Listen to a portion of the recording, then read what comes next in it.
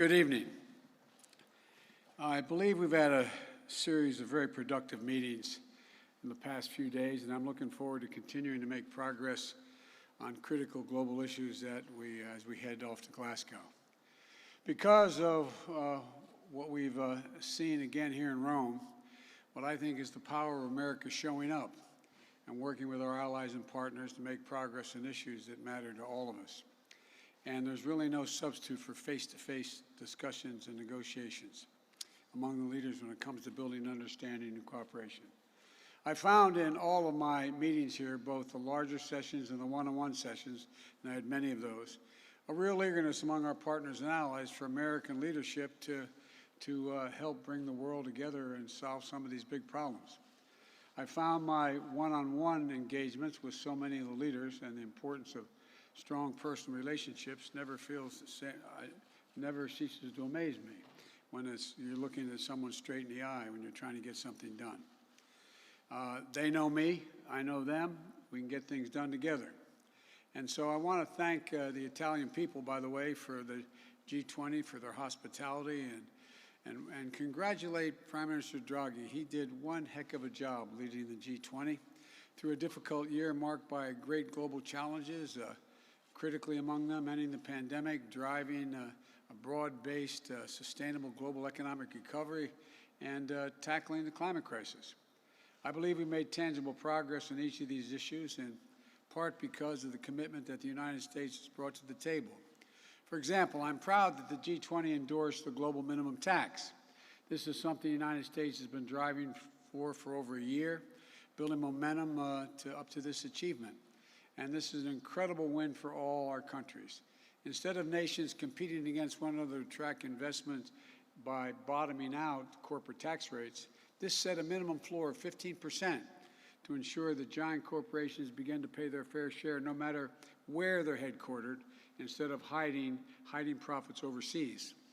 We also agreed to establish a fund in the future that for countries can draw on to help prevent, if necessary, and respond to the next pandemic, prepared for the next time around.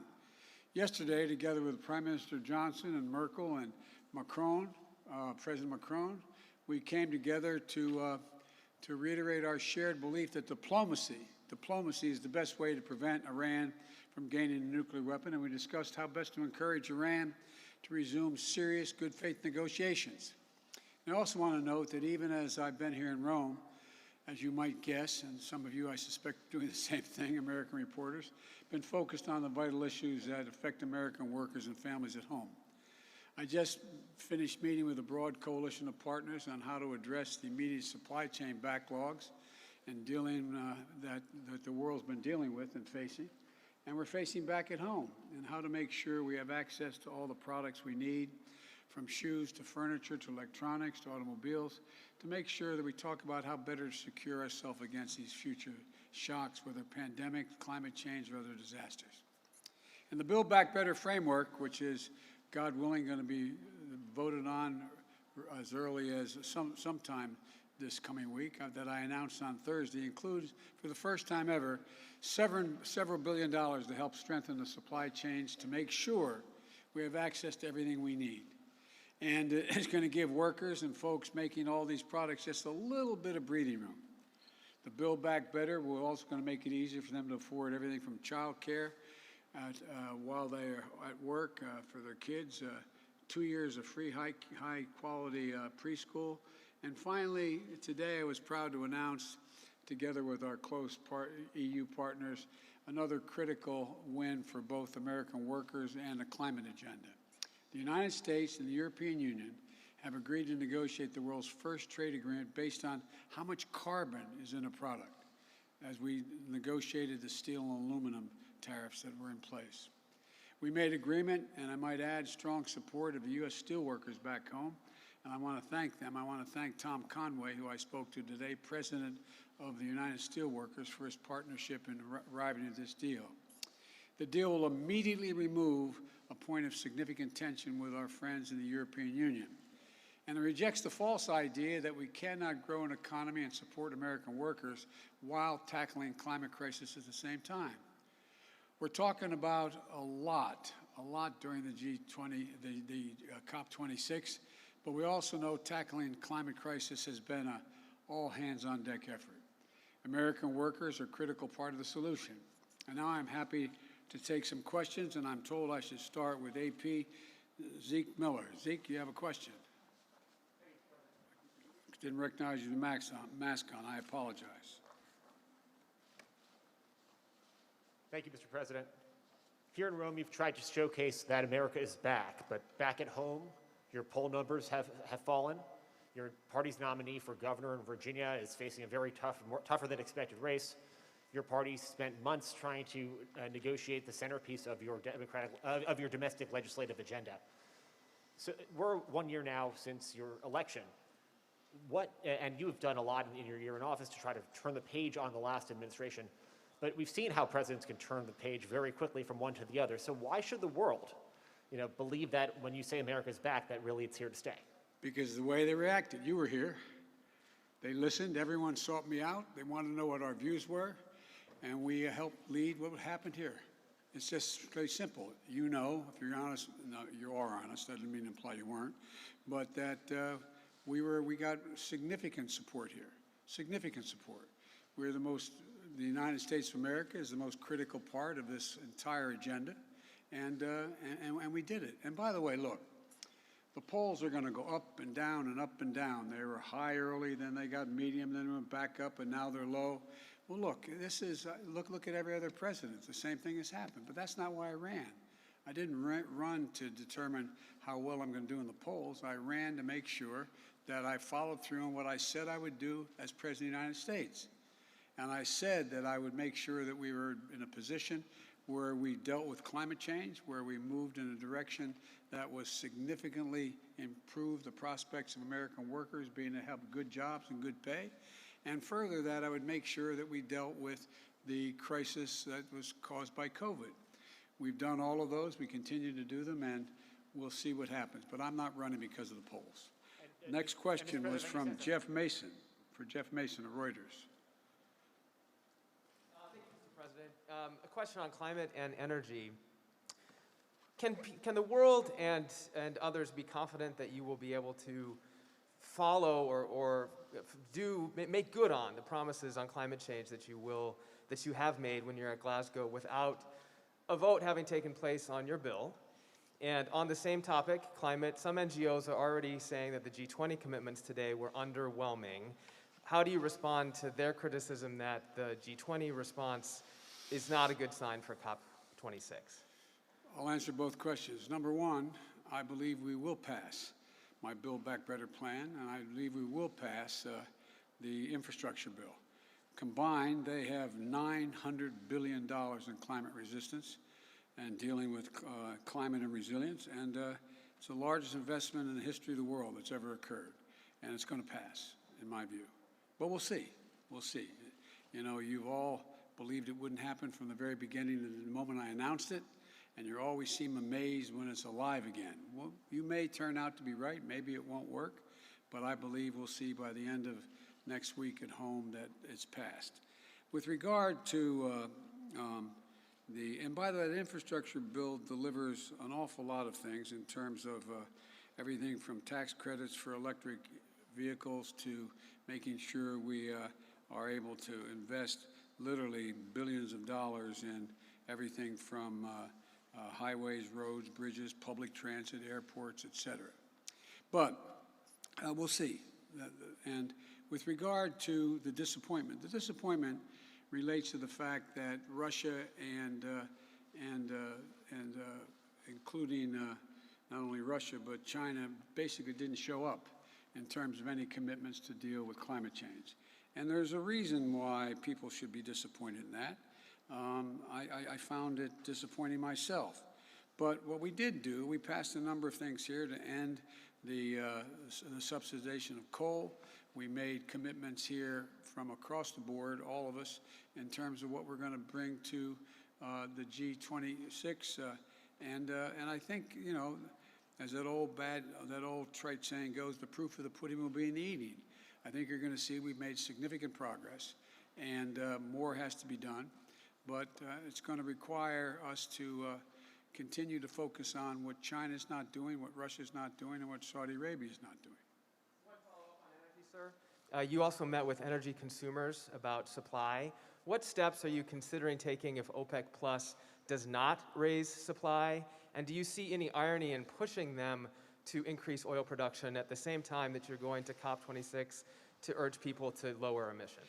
Well, on the surface, it seems like an irony, but the truth of the matter is, you've all known, everyone knows, that the idea we're going to be able to move to renewable energy overnight and not have, from this moment on, not use oil or not use gas or not use hydrogen is just not rational. Certain things we can wipe out and we don't have to do. We should be moving immediately to get rid of, as they've adopted here, my proposal to end methane, to deal with a whole range of things. But it does on the surface seem inconsistent. But it's not at all inconsistent in that no one has anticipated that this year we'd be in a position, or even next year, that we're not going to use any more oil or gas, that we're not going to be engaged in any fossil fuels. We're going to stop subsidizing those fossil fuels. We're going to make significant changes. And it just makes the argument that we should move more rapidly to renewable energy, to wind and solar and other means of energy. But the idea that we're going to end and somehow, but it does on the surface, I admit to you, we're going to COP to deal with renewable energy, and I'm saying, why are you guys cutting off oil and raising the price just to make it look harder for us? But it's a legitimate question. I think, though, that if anybody thinks about it, no one ever thought that tomorrow, for example, it's going to take us between now and 2030 to have half the vehicles in America electric vehicles. So the idea we're not going to need gasoline for automobiles is just not realistic. But we will get to the point that by 2050 we have zero emissions. Jim Tankersley, New York Times. Thank you so much. I'd like to actually start by following up on Jeff's question and then ask you about supply chains as a follow-up to that. But on the question of oil prices, economists say that, you know, when you raise the price of something, people will consume less of it. So why not allow even middle-class people around the world to pay more for gasoline in the hope that they would consume fewer fossil fuels and emit less? Well, because they have to get to their work. They have to get in an automobile, turn on the key, get their kids to school. The school buses have to run. That's the reason why. You know that, Jim. That's the reason. The idea that there's an alternative to walk away from being able to get in your automobile is just not realistic. It's not going to happen. And this wasn't intended to happen. And by the way, when the cost of a gallon of gasoline gets to above $3.35 a gallon, it has profound impact on working class families just to get back and forth to work. So I don't see anything inconsistent with that, but I do think that the idea that Russia and Saudi Arabia and other major producers are not going to pump more oil so people can have gasoline to get to and from work, for example, is not right. But and what we're considering doing with that, I'm reluctant to say before I have to do it. On supply chain, sir, one of the obviously big problems in the United States for supply chains is not having enough workers, not enough people to drive trucks to unload at ports, for example, and a lot of other parts in the supply chain. Workers have not returned to the labor force in America as fast as your administration thought they would. Why do you think that is? Why aren't people because they're able to negotiate for higher wages and they move from one job to another. That's one of the reasons why. A lot of people don't want to continue to do the job they did before, making $7, $8, $9 an hour. An awful lot of the truck drivers are not unionized truck drivers. They're working like hell and not getting paid a whole lot. And so what you're seeing here is a combination of the desire of people to be able to change professions, to be able to do more and take care of their families, and at the same time dealing with an issue that, in fact, we are short of workers. But worker pay has actually gone up, and we've employed 6 million people just since I got elected. So employment's up. The economy is actually, in spite of all this, still growing. You have the significant number of, I forget the number, I think it was close to 60 major economists acknowledging that what's going to happen is you're going to see continued economic growth under our proposals. You had a total of 14, I think it was 14, Nobel laureate economist in economics, saying this is going to, what I'm proposing, to reduce the inflation, et cetera. So there's a lot going on. Look, we really are, I know you're tired of hearing me say this, we really are at one of the inflection points in history. So much is changing. So many pieces on the table are moving. And how they get resettled depends upon the judgments we make and whether or not the United States, among others, can lead the world in a direction that's going to increase the circumstances for a higher standard of living for workers here and abroad, as well as making sure that people have an opportunity. As I said again, I used the phrase, just have a little breathing room. I meant what I said when I ran. My desire was to build this economy from the bottom up and the middle out, not from the top down. And that's what's in process of happening.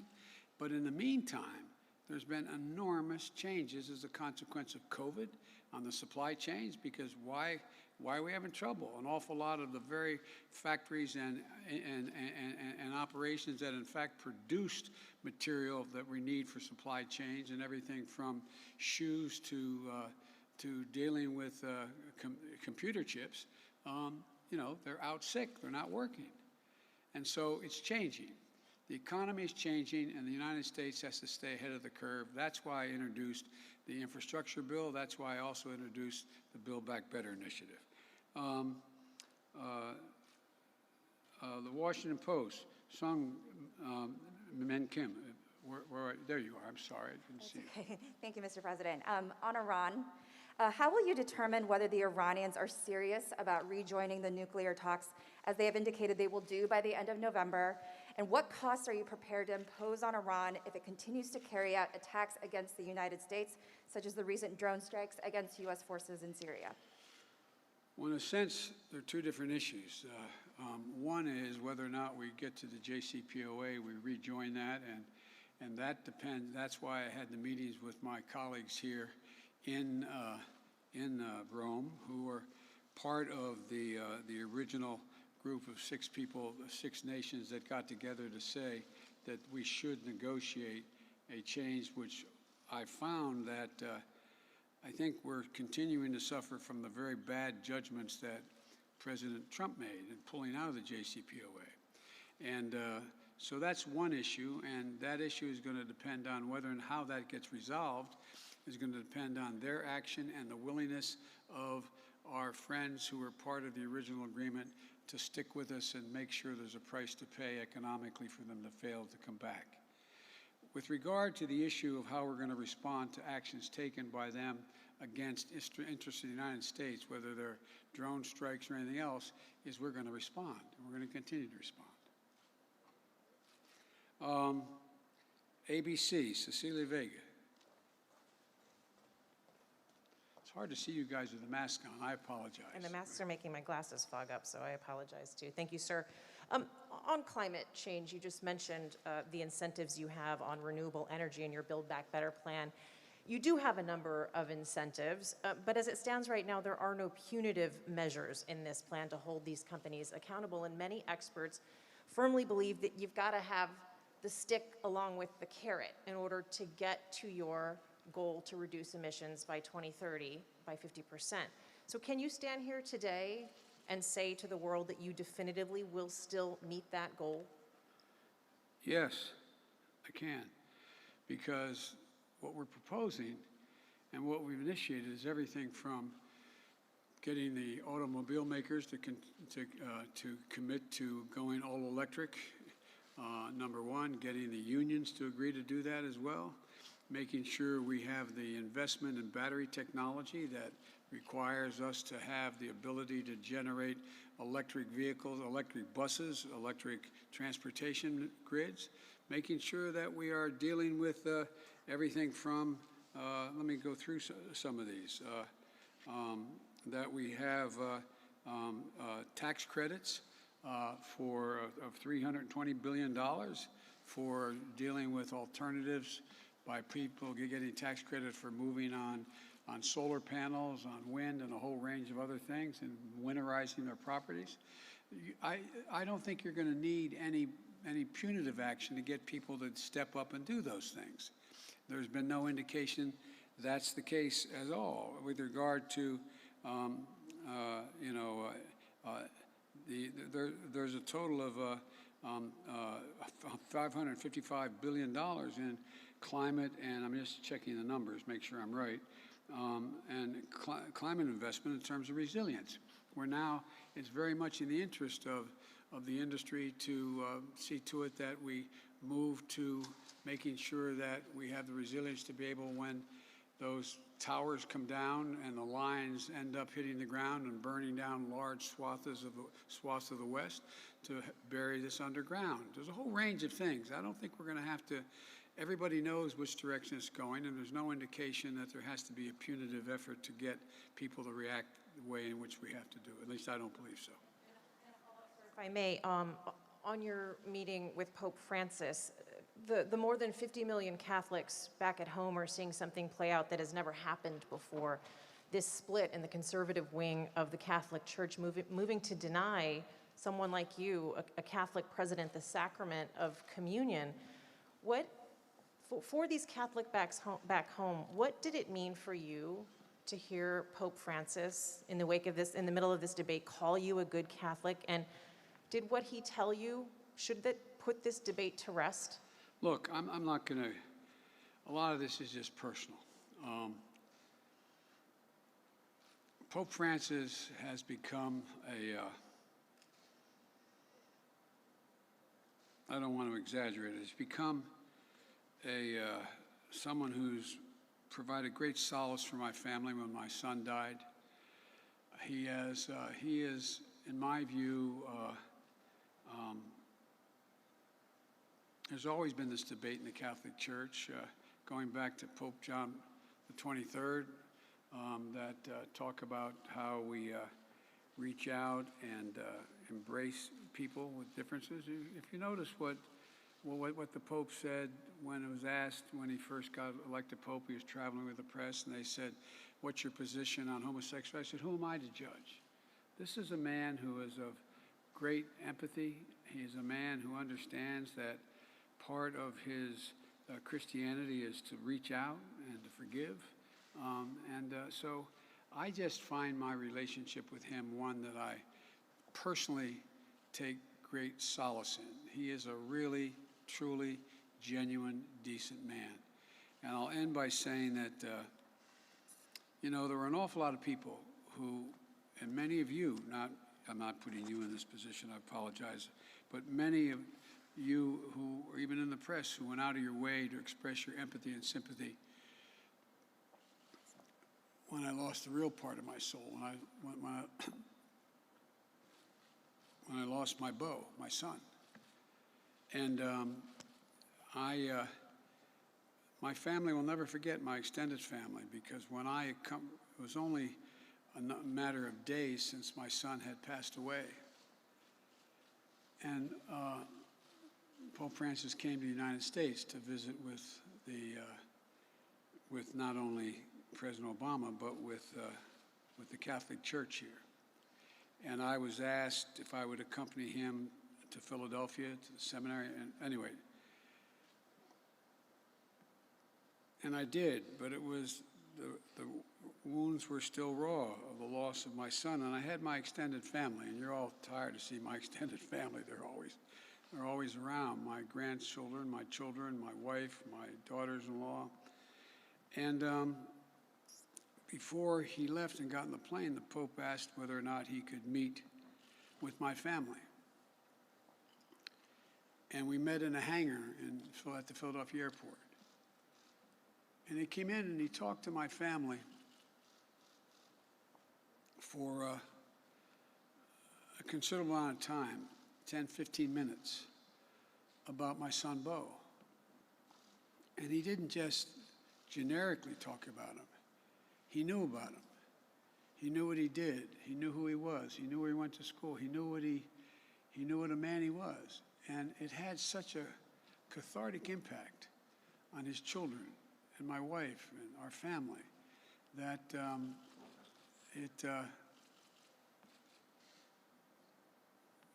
it meant a great deal.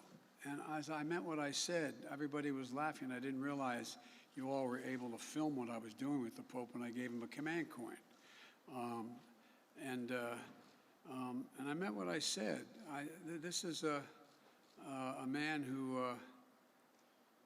is someone who is looking to establish peace and decency and honor, not just in the Catholic Church, but just generically. When I won, he called me to tell me how much he appreciated the fact that I would focus on the poor and focus on the needs of people who are in trouble. So I just, again, I don't want to talk more about it because so much of it is personal, but he is everything I learned about Catholicism from the time I was a kid going from grade school through high school. I have great respect for people who have other religious views, but he's just a fine, decent, honorable man,